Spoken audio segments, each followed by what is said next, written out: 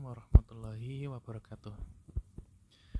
Baik, kita hari ini akan belajar untuk yang mutasi dan mutagenesis, yang melanjutkan yang bahasan tentang stem cell,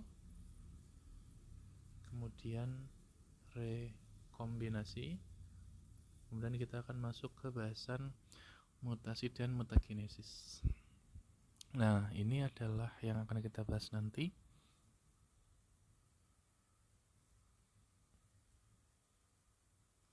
Oke, bentar. Ini ya sudah betul. Kita akan membahas mengenai konsep dari mutasi dan mutagenesis. Saya tambahkan singkat saja nanti karena sudah ada di PPT teman-teman kelompok mutasi ya. Kemudian yang DNA damage nanti saya tambahkan di sini ada dimertimin, deaminasi dan depurinasi. Kemudian ada point mutation, yang ini juga masuk ke sini juga, masuk ke yang mutation type juga ya. Tapi karena dua-duanya juga bisa kita bahas. Kemudian mutation type ada silent mutation, missense, nonsense, dan offensive. Dan DNA repair nanti ada beberapa cara DNA untuk merepair beberapa cara tubuh kita untuk merepair DNA yang rusak. Nah, 4 ini yang kita bahas. Oke, sebelum kita masuk ke sini,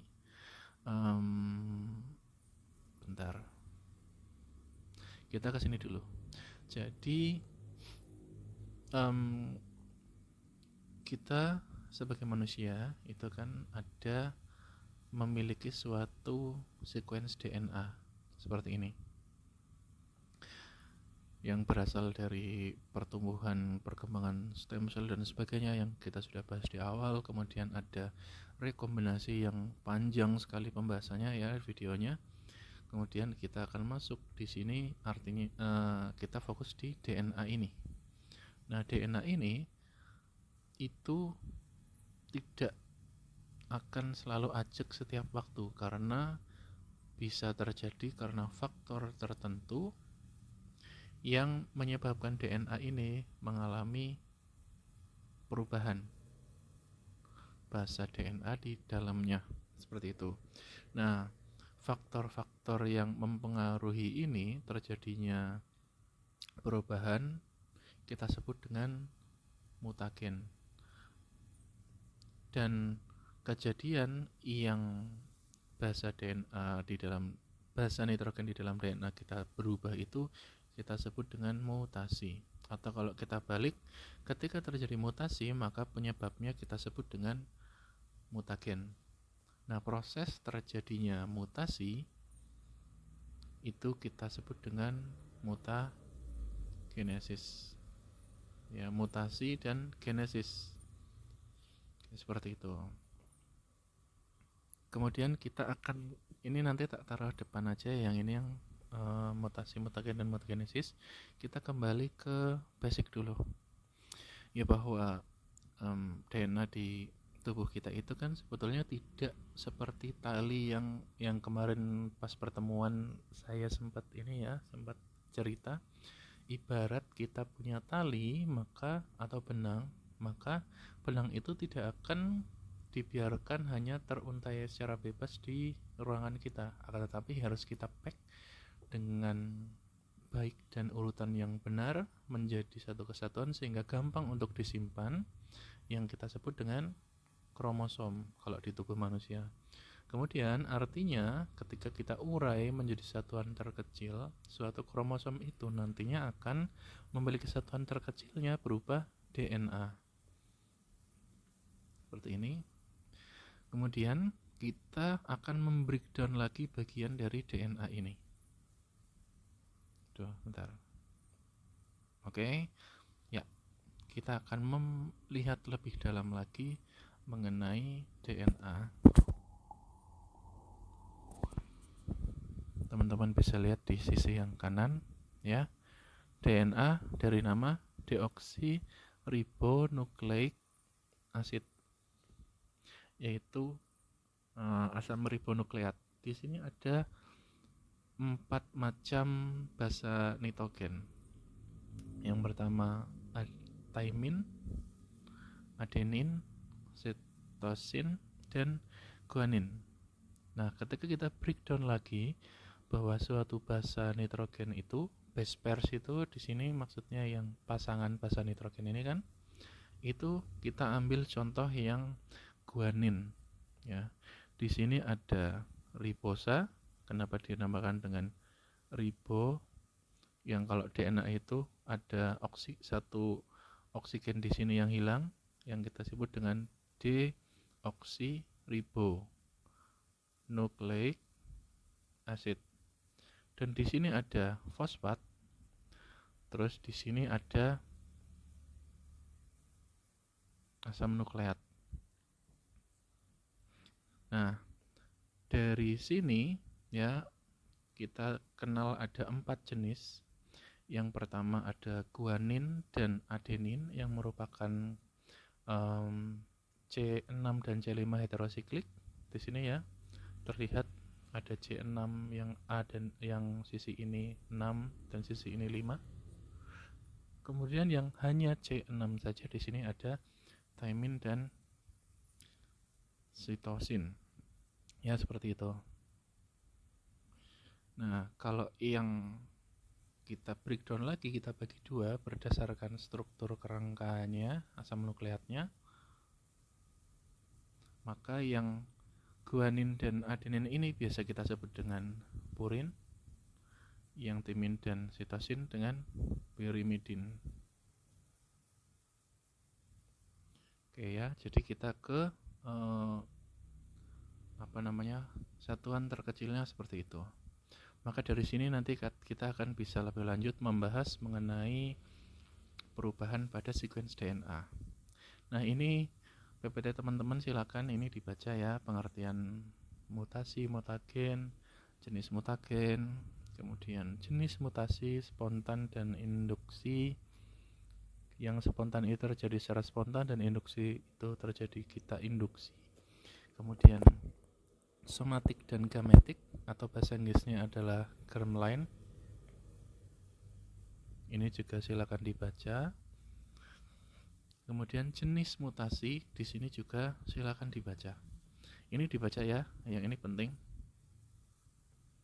Dari salah arti atau missense, kemudian diam atau silent, tanpa arti atau nonsense. Kemudian pergeseran kerangka atau frame shift. Ini akan sangat penting untuk ke belakang. Oke, sebelum ke sini kita akan masuk dulu. Nah, ini penjelasan secara lengkapnya di sini sudah dijelaskan oleh teman-teman kelompok ini ya. Kita sebelum ke situ masuk ke DNA damage dulu. Bahwa ketika suatu mutagen itu atau apapun faktornya dan itu dapat menyebabkan kerusakan pada DNA, ada banyak sekali macam contoh kerusakan yang terjadi seperti double strand break, pecahnya sequence DNA kedua-duanya. Ada yang cuma satu saja yang pecah dan sebagainya. Di sini kita hanya membahas beberapa contohnya saja. Ya, yang pertama adalah dimer timin. Kita tahu bahwa timin itu yang T ya dari sequence yang panjang pada suatu ketika paparan energi matahari, khususnya sinar UV yang dari matahari, itu dapat menyebabkan adanya dimerisasi dari timin, sehingga timin yang bersebelahan, maka C ini secara kimia organik nantinya akan tersambung, sehingga membuat jembatan yang dinamakan dimer timin seperti ini, yang harusnya terpisah, maka mereka menjadi dimer melalui ikatan C ini. Oke, salah satu. Yang kedua, kita juga mengenal adanya deaminasi. Artinya, yang kita sebut basa nitrogen tadi, itu kan punya nitrogen di dalamnya. Nah, ketika nitrogen itu hilang dari struktur kimianya, contohnya pada sitosin dan adenin, maka akan digantikan dengan di sini O, ya karena sama-sama elektronegatif. Kemudian N ini nantinya digantikan dengan O, maka ketika kehilangan fungsinya akan tidak seperti semula. dan namanya pun berubah dari sitosin menjadi urasil dan adenin menjadi hipoksantin. Ya. Dan pada kesempatan lain juga dapat terjadi depurinasi. Yang kita tadi bahas ada purin, ada pirimidin, seperti itu ya. Nah, ribosa yang di sini yang nantinya berikatan dengan fosfat dan ini contohnya di sini adalah basa purin ya. Jenis purin ini ternyata bisa terlepas atau pecah ikatannya sehingga dia purin akan hilang sehingga menyisakan hanya fosfat dan ribosa. Sehingga ini purinnya hilang. Kalau sudah begini ya udah sudah kayak rusak kayak gitu kan. Kayak jembatan yang terdiri dari bambu-bambu banyak, ada satu bambu yang lepas kayak gitu. Itu disebut dengan depurinasi. Kemudian ini nanti kita akan nyambung ke jenis mutasi ya, bahwa ketika terjadi kerusakan, maka setelah itu didapatkan DNA repair kan, kerusakan itu akan diperbaiki, atau kerusakan itu oleh karena sistem tubuh kita yang tidak baik dalam merangkai DNA, maka bisa terjadi kejadian di mana suatu basa DNA itu tidak diperbaiki atau tidak diproduksi dengan benar. Ya, jadi tubuh kita itu kan ketika menyusun DNA yang sangat panjang, DNA yang sangat panjang seperti ini dengan basa nitrogen itu sebetulnya tidak 100% itu benar. Jadi ada 0, sekian persen probabilitas bahwa pemasangan basa nitrogen itu akan berbeda dari seharusnya. Salah satunya contohnya adalah adanya perbedaan di satu basa nitrogen ini. Seperti itu. Jadi kita sebut ketika terjadi hanya satu basa nitrogen yang mengalami mutasi, kita biasa kenal dengan nama point mutation. Ya. Dan selanjutnya kita akan membahas kelanjutannya di DNA mutation type, jenis mutasi DNA.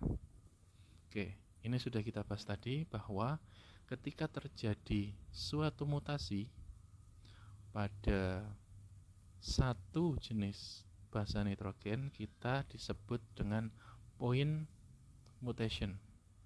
Hanya satu saja. Dan perubahan basa satu ini pun ada jenisnya masing-masing. Yang pertama dinamakan insersi. Ketika misalkan sequence-nya sudah betul seperti ini, ya. Kemudian ada suatu insersi di sini yang dia ada sequence baru. Di sini ada satu sini, satu sini.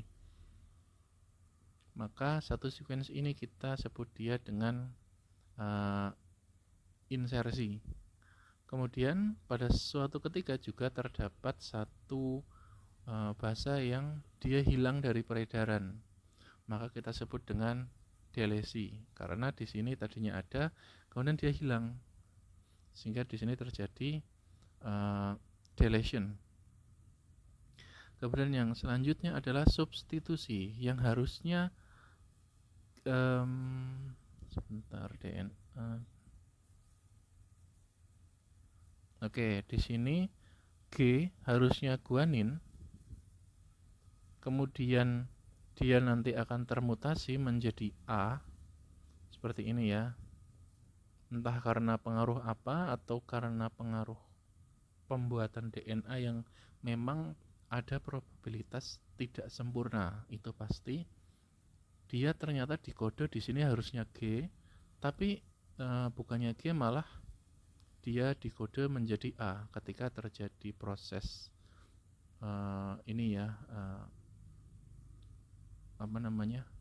penataan DNA. Oleh karena itu ketika nantinya diekspresikan lagi ketika terjadi pembelahan, ini kan dia akan leading strands-nya menjadi, kita ambil yang di sini saja, CTA GCG. Harusnya seperti ini. Harusnya CTA GCG. Betul, akan tetapi karena terjadi mutasi di sini yang dia bermutasi harusnya seperti ini tetapi ternyata jadi CTA ACG. Ya, maka ketika dia membelah dan RNA polimerase dan nanti ditranskripsi kembali menjadi DNA, pasangannya itu kan harusnya di sini G A T, harusnya di sini adalah C, harusnya C ya, tetapi karena C ini di sini ternyata sudah termutasi menjadi A, maka dia akan dikode dengan T. Maka jadilah seperti ini di DNA pembelahan yang selanjutnya. Itu harusnya C ini dia tidak dikode. Nah, itulah yang disebabkan oleh adanya substitusi. Oke, kemudian ini adalah contoh dari missense mutation, ya, bahwa suatu perubahan basa DNA yang di sini kita sebut dengan point mutation karena terjadi di satu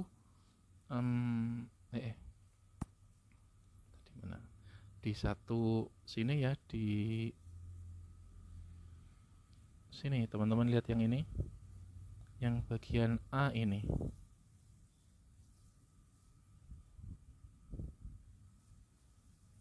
Seperti ini. Nah, A ini nantinya akan sequence DNA ini, kemudian dia akan ditranskripsikan menjadi mRNA seperti ini,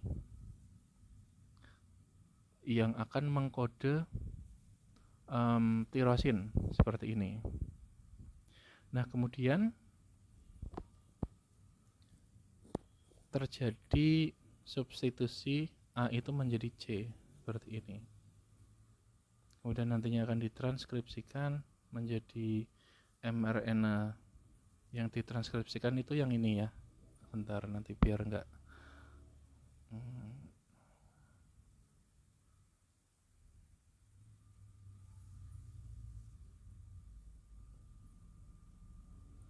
bentar, ini ilustrasinya kok kebalik ya.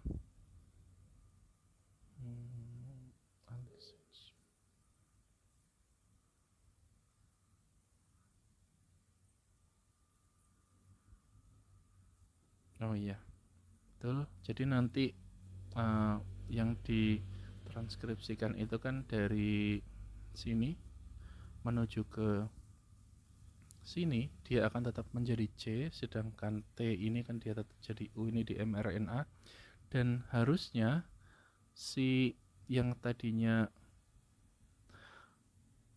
harusnya ini UAC dia mengkode tirosin asam aminonya, kemudian dia berubah menjadi UCC karena A di sini itu dia berubah menjadi C, ya, sehingga asam amino yang dikode tadinya adalah tirosin berubah menjadi serin, sehingga terjadi perubahan.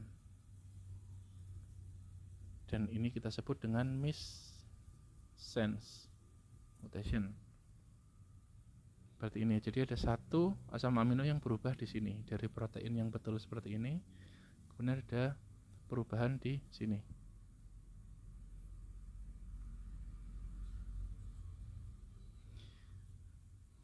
Kemudian selanjutnya sama seperti tadi, ada proses transkripsi menjadi mRNA yang nantinya menjadi asam amino. Kita lihat di sini adalah merupakan suatu perubahan juga dari yang harusnya C ini ketika dia dikode, dia merupakan suatu kode dari tirosin juga, UAC. Dan kemudian ketika terjadi substitusi menjadi G, harusnya C dia menjadi G di sini, yang nantinya akan menjadi UAG ketika ditranskripsikan, maka di situ dia menjadi codon stop, sehingga proses di belakangnya ini yang harusnya ada GLU, LEU, ALA sampai ALA ini ya, yang ini itu menjadi tidak terjadi. Di sini terjadi codon stop. Inilah yang kita sebut point mutation ini menyebabkan dia mengalami nonsense mutation seperti ini, karena terdapat codon stop di sini, sehingga protein yang harusnya seperti di atas ini diekspresikan dengan sempurna oleh mRNA tersebut menjadi terpotong hanya seperti ini karena sudah di stop dulu, karena sudah terjadi codon stop. Inilah yang disebut dengan nonsense mutation. Kemudian frame shift mutation, bahwa ketika terjadi suatu insersi di sini, yang normalnya adalah yang ini ya. Di sini tidak ada sebetulnya antara AT dan AT ini. Di tengah-tengahnya ternyata kita terjadi insersi C dan G di sini, sehingga kerangka pembacaan yang kalau ditranskripsikan harusnya CAA ini menjadi glisin, tirosin, glu dan sebagainya, karena urutannya sudah triplet ini ya, GAA, UUG dan seterusnya. Karena ketambahan 1, maka pembacaan yang harusnya CAA yang seperti ini berubah menjadi A-nya tuh ngikut ke kanannya. Jadi CAC ketambahan C. Kemudian A-nya ngikut jadi AUA yang harusnya di atasnya tuh UAC. Yang UAC ini C-nya malah ngikut ke sebelahnya lagi, C, GA, AUU dan sebagainya, sehingga proses pembacaan di sebelahnya pun itu akan berubah.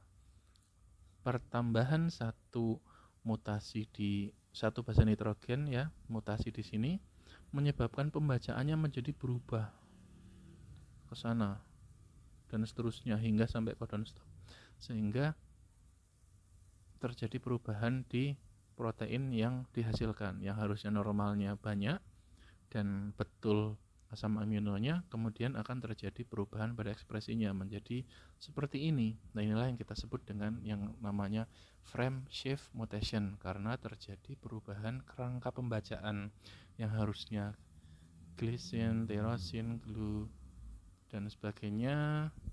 Kemudian glunya apa saya lupa ya. Oke. Kemudian glutamat ya Allah.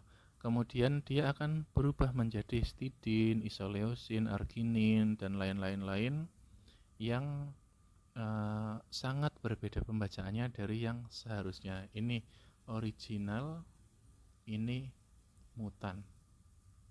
Dan hasilnya pun secara 3 dimensi teman-teman bisa lihat perbedaannya. Ya, jadi seperti itu. Nah, kemudian ketika terjadi kerusakan pada DNA, sebetulnya tubuh kita itu bisa memperbaiki. Ini singkat saja ya. Yang pertama, kita sudah sebutkan bahwa ketika terjadi duplikasi DNA pada saat pembelahan dan lain-lain tadi, maka proses pengisian basa nitrogen dengan ini adalah suatu template-nya, kemudian akan diisi dengan basa nitrogen lanjutan ya, dan ketika pengisian tertentu ada probabilitas 0, sekian persen, 0,00 sekian persen akan mengalami kesalahan. Contohnya di sini harusnya dia C dan pasangannya adalah G, ternyata yang ditaruh di sini adalah A, maka C dengan A.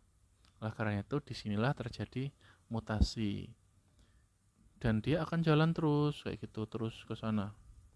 Nah, kemudian pada saat proses replikasi ini yang terjadi kesalahan penataan di sini, yang harusnya G ternyata menjadi A, di belakangnya pun itu ada enzim yang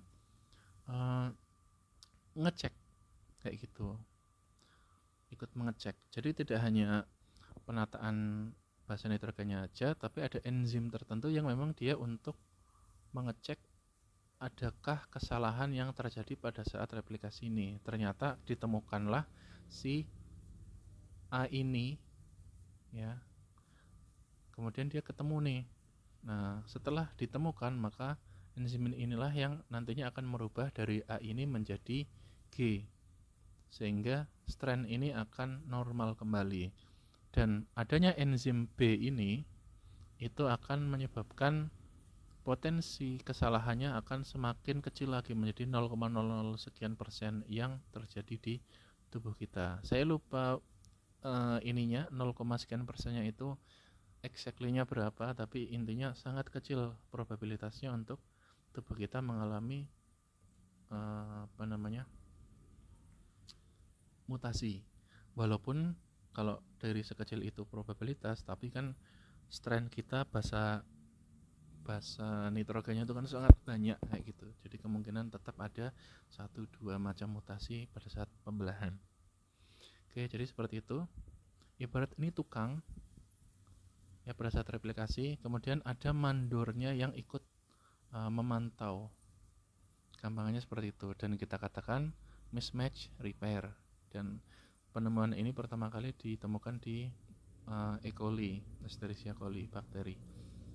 Oke, selanjutnya yang kedua adalah base excision repair, bahwa ketika terjadi suatu mutasi di satu basa ini ya, kemudian enzim, kita tidak membahas enzim ya, kita hanya membahas ini saja, sekilas saja supaya tidak terlalu dalam. Suatu enzim dia akan melepas basa nitrogen ini dan kemudian menggantinya hanya dengan satu basa nitrogen. Maka disinilah karena hanya satu saja yang kita perbaiki, dinamakan dengan base excision repair. Selain itu, di sini contohnya ada dimertimin kalau kayak gini ya. Ada 2 basa yang termutasi. Nah, tubuh kita memiliki cara repair, yaitu memotong sequence di sini dan di sini beberapa base pairs, beberapa basa, mohon maaf ya. Kemudian dari sekian panjang inilah yang dicopot ya. Kemudian akan diinsersikan sequence yang baru sehingga akan menutupi yang sudah terjadi mutasi tadi, sehingga sekarang sudah normal semuanya. Nah, karena beberapa basa yang di repair, makanya kita sebut dengan nucleotide excision repair. Dieksisi dulu, lalu setelah itu baru diperbaiki. Ya, dipotong lah intinya ya. Kemudian yang terakhir adalah ketika terjadi double strand break ya, tidak hanya satu sisi saja tapi terjadi pemotongan di DNA tersebut, maka DNA itu nanti akan mengalami mekanisme repair yang membentuk seperti ini, konformasi. Oke teman-teman, tadi videonya kepotong, kita mulai lagi ya. Kalau video ini nggak bisa saya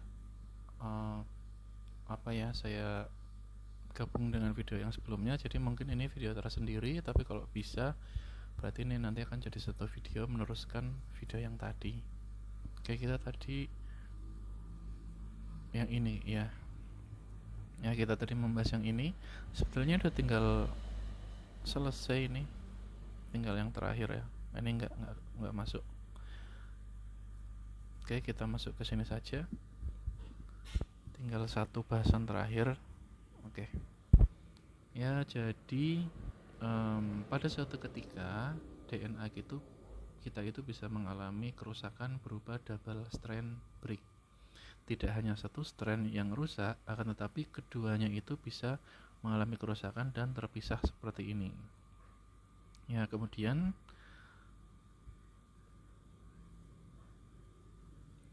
bentar, ini kita pisah ke sini ya, ini lalu ini ke sini ya. Jadi ini diabaikan yang ini, kita langsung pisah ke sini. Jadi ada 2 macam repair rekombinasi di sini. Yang pertama adalah secara non homolog end joining, yang kedua adalah secara repair mechanism by homologous recombination, ya, secara rekombinasi homolog. Yang rekombinasi homolog ini nanti intinya adalah sama dengan yang kita rekombinasi homolog yang ada di pembahasan mengenai rekombinasi dan transposisi. Ya, teman-teman, di situ ada pembahasannya di video sebelum ini ya. Ya, video yang sebelumnya kita sudah membahas ada rekombinasi homolog. Nah, proses perbaikannya itu mirip dengan yang rekombinasi homolog. Kita ambil yang pertama dulu yang di sini.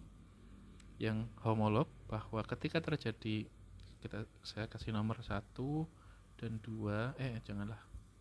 A, ini B, kemudian ini C ya. Nah, ketika terjadi kerusakan, kita lihat yang B, yang ini, maka double strand itu sudah terjadi break, sudah terjadi pemisahan. Maka yang dilakukan oleh sel adalah sel itu mengorbankan sebagian sequence dari basa nitrogen seperti ini dihilangkan untuk mendapatkan sisi seperti ini. Ya, konformasi seperti ini itu sering dijumpai oleh mekanisme normal yang dimiliki oleh tubuh. Ya, kalau teman-teman tahu yang transposon itu juga akan seperti ini pemotongannya. Bukan pemotongan menjadi 2 yang double strand ini, tetapi pemotongannya itu seperti ini. Nah, tubuh itu memposisikan strand break itu dengan mekanisme normal tubuh, yaitu membuang sebagian basa nitrogen di sini agar mendapatkan konformasi yang seperti ini. Nah, setelahnya akan terjadi proses rekombinasi homolog seperti yang kita pelajari waktu rekombinasi dan transposisi. Akan terjadi seperti ini, penyalinan baru dari sister homolognya, ya, sister atau homolognya. Kemudian akan didapatkan sequence yang sama dengan homolognya, sehingga sudah diperbaikilah dari double strand break tadi menjadi seperti ini, ya, menjadi seperti semula. Nah, untuk yang non homolog enjoining itu tidak melalui mekanisme reseksi, degradasi dan sebagainya, tetapi langsung dari 2 sequence, sisi ini dan sisi ini, itu ada enzim yang datang. Kita tidak detailkan enzimnya supaya tidak terlalu banyak materi. Nah, ini teman-teman bisa baca sendiri ya. Nah, enzim inilah yang nantinya akan langsung menyatukan antara si double strand break ini dengan mekanisme tertentu. Ya, mekanismenya. Sebetulnya mekanismenya ada beberapa, cuma memang masih perlu diperjelas karena saya juga belum memahami secara utuh, tapi ada mekanisme-mekanisme tertentu yang bisa terjadi di sini.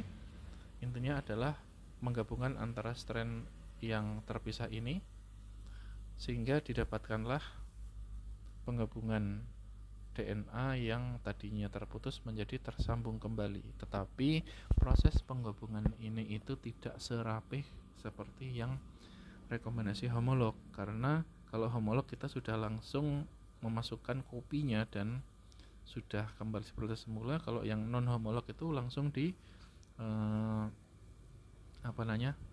langsung di lem kayak gitulah beratnya ya, kayak ligase.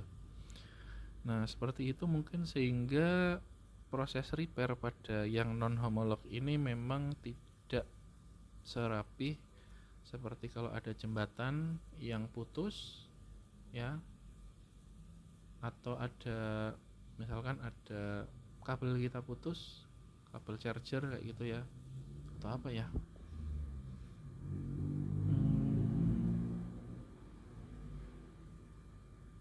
ya, kabel charger putus misalkan menjadi 2, itu kan sobek seperti ini.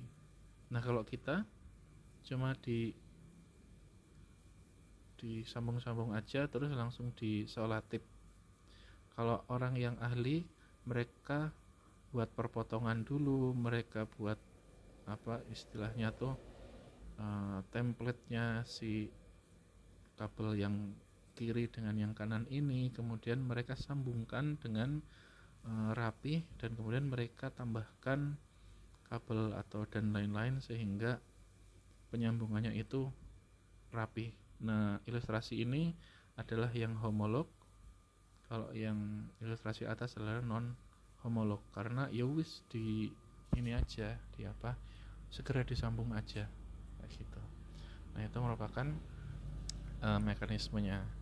Kita sudah tahu bahwa DNA repair kita ada 5 di sini ya, mismatch, mohon maaf, kemudian base excision ketika satu basa, nucleated excision ketika banyak base pairs, kemudian ada non homologs enjoining dan homologs recombination.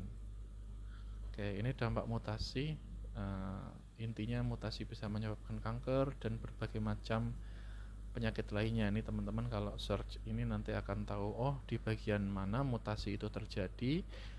Ketika mutasi itu terjadi mengakibatkan ekspresi protein menjadi terganggu atau tidak normal, sehingga fungsi normal menjadi tidak terjadi, sehingga fungsinya menjadi abnormal yang menyebabkan penyakit-penyakit ini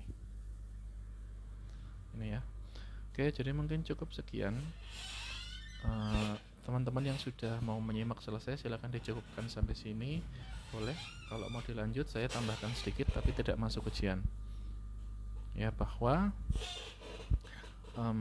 efek dari mutasi ini sebetulnya di ini ya, sudah dijelaskan waktu overview, saya lupa ya, waktu yang PPT 0 overview ya. Nah, di sini adalah penjelasan tentang ini, yaitu mutasi itu ada yang netral, ada yang bermanfaat, dan ada yang harmful. Dan efek mutasi ini kita pelajari nanti di mutagenesis. Untuk mempelajari proses mutagenesis ini ya, mempelajari apakah mutasi yang terjadi itu akan bermanfaat bagi organisme tersebut ataupun tidak. Nah, disitulah kita akan mempelajari efek-efek mutasinya. Contohnya adalah misalkan tanaman yang telah dimutasi, apakah dia akan tumbuh tinggi dan buahnya itu sulit untuk dipetik ya, ini tanaman buahnya juga tinggi, atau malah mutasi yang terjadi dia menyebabkan tumbuhan itu hanya pendek saja dan buahnya bisa dipetik oleh manusia dengan mudah. Nah, salah satu bentuk mutasi adalah seperti itu. Tetapi mutasi yang bisa terjadi itu akan dipelajari di mutagenesis ini, dan inilah yang menjadi outcome dari kita meneliti mengenai mutasi yang terjadi pada organisme dan banyak contoh lainnya. Oke, jadi mungkin seperti itu aja. Kurang lebihnya saya mohon maaf. Terima kasih. Assalamualaikum warahmatullahi wabarakatuh.